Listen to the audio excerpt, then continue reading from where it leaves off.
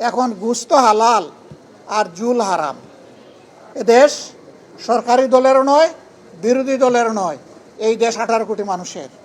সংবিধানের ভিতরে যদি গণভোটের প্রভিশন থেকে না থাকে তাইলে 26 সালেও কোনো নির্বাচন নাই। সংবিধানে তো 26 সালে নির্বাচন হওয়ার কথা না, সেটা 29 সালে গিয়ার কথা। 94 সালে আমরা অনুরোধ করেছিলাম কেয়ারটেকার সরকার বাস্তবায়ন করার জন্য। তখনকার সরকার এটা আমলে নেয় নাই। আমরা আন্দোলন করেছি, সংসদের ভিতরে করেছি, বাইরে করেছি। শেষ পর্যন্ত ওই সরকার আরেকটা পার্লামেন্ট গঠন করে একটা মাত্র বিল পাশ করে বিদায় নিয়েছিল। সেই বিলটা ছিল কেয়ারটেকার সরকারের বিল। আমরা চাই না 5 বছর পরে সরকার এটা করুক। আমরা চাই সরকার তাদের দেওয়া ওয়াদায় ফিরে আসুক, জনগণকে সম্মান করুক, অবিলম্বে তা বাস্তবায়ন করুক। এবং জনগণ এখন যে একটা অস্বস্তির মধ্যে আছে, এইটা থেকে সরকারি দলের দায়িত্ব হচ্ছে জনগণকে অস্বস্তি থেকে মুক্তি দেওয়া। জনগণের উইল হচ্ছে সুপ্রিম ল। জনগণ চেয়েছে, এই জন্য ফ্যাসিস্ট সরকারকে জনগণ বিদায় দিয়েছে, কোনো সংবিধানের আলোকে বিদায় নেয়নি। সেই সরকার বিদায় নেওয়ার পরে জনগণের অভিপ্রায়ে একটা সরকার গঠন হয়েছিল এবং সেই সরকারের জারি করা নির্দেশের আলোকেই, আদেশের আলোকেই গণভোট এবং সংসদ নির্বাচন অনুষ্ঠিত হয়েছে। এখন গুস্ত হালাল আর জুল হারাম। একটা যদি হালাল হয় আরেকটা হারাম হয় কিভাবে? তারা এখনো বলছেন এটা সংবিধানে নাই। তাহলে সংবিধানে এই সরকারেরও প্রভিশন নাই এখন যেটা গঠন হয়েছে। সংবিধান অনুযায়ী এখন কোনো সরকারি দল নাই, পালায়ে গেছে।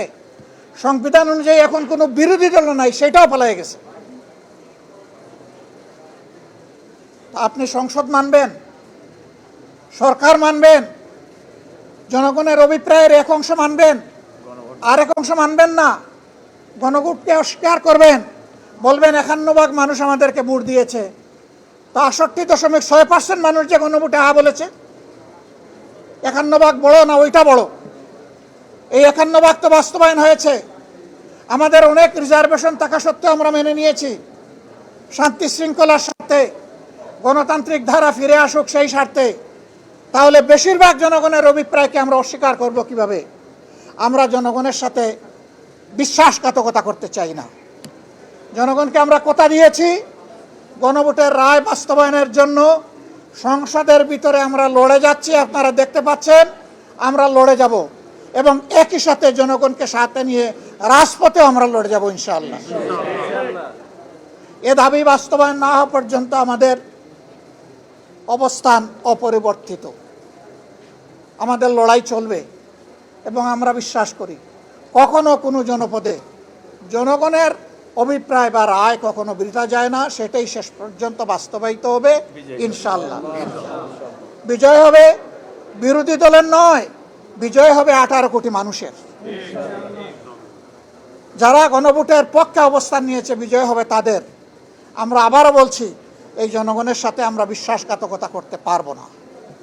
আমাদের অবস্থানে আমরা অনড়, অটল, অপরিবর্তিত লড়াই আমাদের চলবে ইনশাআল্লাহ। এদেশ সরকারি দলেরও নয়, বিরোধী দলেরও নয়, এই দেশ 18 কোটি মানুষের। সুতরাং 18 কোটি মানুষের রায়, স্বার্থ, অধিকার উপেক্ষিত হবে আর বিরোধী দল বসে বসে সংসদের ভিতরে সমর্থন দিবে, সে বিরোধী দল আমরা নই। ভালো কিছু হলে অবশ্যই সমর্থন দেব, কিন্তু জনস্বার্থ বিঘ্নিত হলে অবশ্যই তার বিরুদ্ধে আমরা রুখে দাঁড়াবো। আজকের এই ওয়াকআউট তারই অংশ। আপনারা সাথে থাকবেন, আপনাদেরকে সাথে নিয়েই আমরা জনগণের এই রায় বাস্তবায়ন করব, এই দাবি